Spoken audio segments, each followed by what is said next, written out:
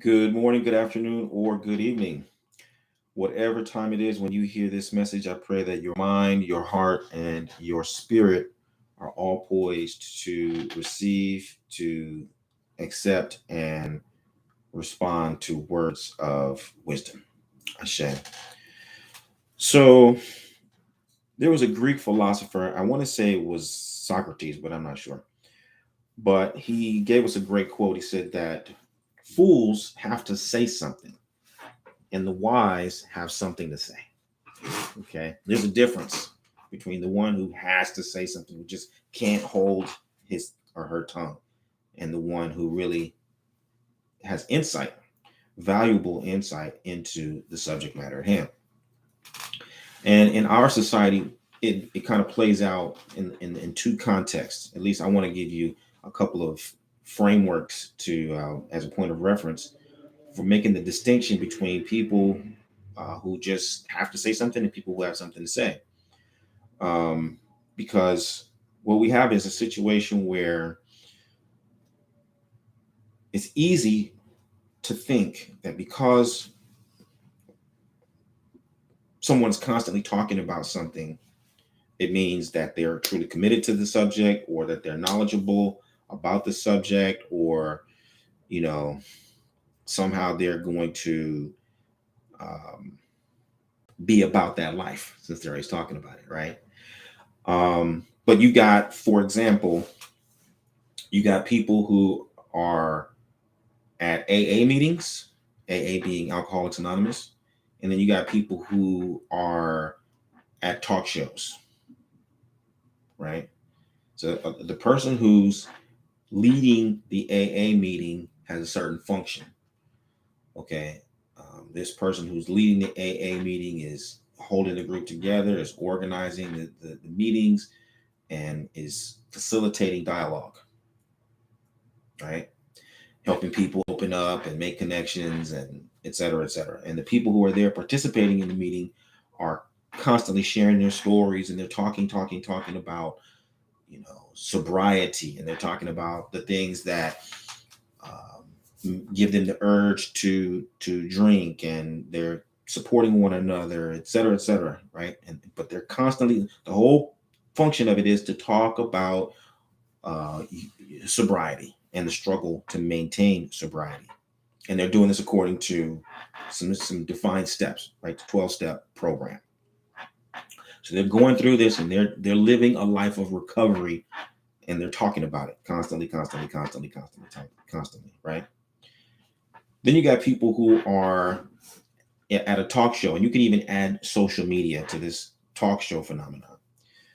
The person who's leading the talk show, the talk show host, is eliciting, the most, you know, provocative responses from uh, the people on the panel, as well as people in the audience. And people in the audience are talking and talking, and they're giving their opinions, they're giving their perspectives, and maybe you have some subject matter experts in the audience, okay, and everybody's talking, but there is no commitment to any process.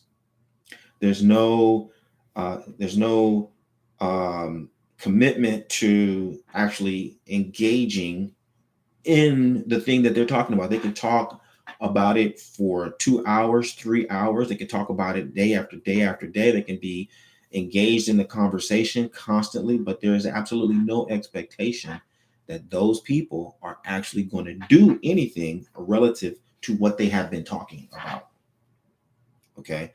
And so if you're not discerning, you will think that the people who are talking on social media, or talking in this, talk show kind of a format, are really doing something, right? But they're radically different from the people who are in an AA meeting. Okay.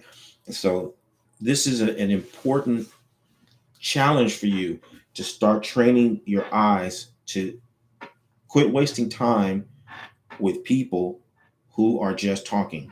And that doesn't mean that all talk shows and all social media is characterized by this just incessant talk.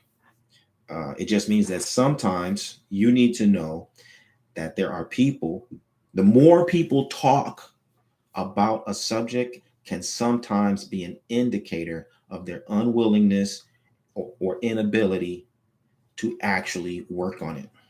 So, in other words, some people will replace action with just words. They'll be building houses with their mouth, they'll be changing the world with their mouth, right? But their hands never work, their feet never work, they never put their body, into work to create the outcomes that they're talking about. And these can be outcomes that, you know, personal change, stop smoking, go on a diet, work out more, you know, practice your prayers and your rituals, make your offerings. It could be that kind of talk. It could be talking about joining organizations or moving from one place to another, or you know changing their career, moving up in their job. People can talk about all kinds of things, right? But you've got to start to pay attention. Are they talking about this as a substitute for doing something about this, right? The more they talk about it, are they satisfied with that? Is that enough for them to talk about it? Because if you're serious about change, then you can get sucked into that conversation. You can be trapped in a conversation with somebody for years, and you can be deluding yourself into thinking that because you're talking about it, something's happening.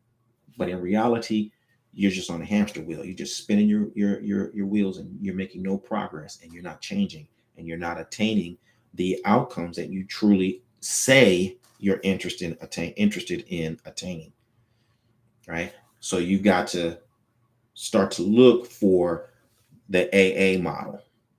The AA model being, these are people who are following a structure. There is a 12-step program. We're going from step 1 to step 2, step 3, step 4, step 5. We can track our progress. We can create orientation or context for what we're talking about based on our ability to progress from one stage to the next. We're actually doing the work. So when people talk, they're talking about what they are doing. They're not just talking about the ideas about things. They're talking about this is what I'm doing. And the person who's leading the conversation is actually creating the space, okay, for the transformation to take place. They're creating the space for people to realize, where they are in the process, where they need to strengthen themselves, right? Where they're doing really well. Okay. So this is the distinction that I want to make, for example, between what we do in the School of Orisha Studies and the Orisha Lifestyle Academy is about talking about actual work. It's about actual prayers, and actual songs, and actual rituals and ceremonies. And above and beyond just talking about doing the ceremonies and how you're performing in the execution of your ceremonies and your rituals, but it's also talking about your consciousness and the quality of your being. Are you being transformed as you start going through these sacred texts? If you're going through the verses of Ifa, you're going through the Oriki, you're going through the songs, you're carrying out your weekly rituals. Are you aware of the transformations that are taking place within your thinking? Are you aware of the changes in how you feel? Are you making note of the different things that you're doing, the places that you're going, the places that you're not going? Are you aware of your transformation? Because if you're not changing, then the rituals and the ceremonies and the prayers and all that is for naught. Okay. So that's what we're all about. It's about an inside out approach to the practice of Orisha lifestyle. The reason why we do this is because I am constantly in search of leaders. I am looking for leaders. I am looking for people who are committed to improving the world through positive change. If you're one of those people, then I want you to visit orishalifestyle.com, and I want you to get involved. If you've been involved in the conversation, you've been watching the videos, or you've been reading the blog, or you have some of the books, that's fantastic. I want you to take the next step. I want you to enroll, right? Get into the actual conversation about what it means to live the medicine that will heal your life and heal the lives of those who you are destined to serve. Aboro aboye, aboshishe.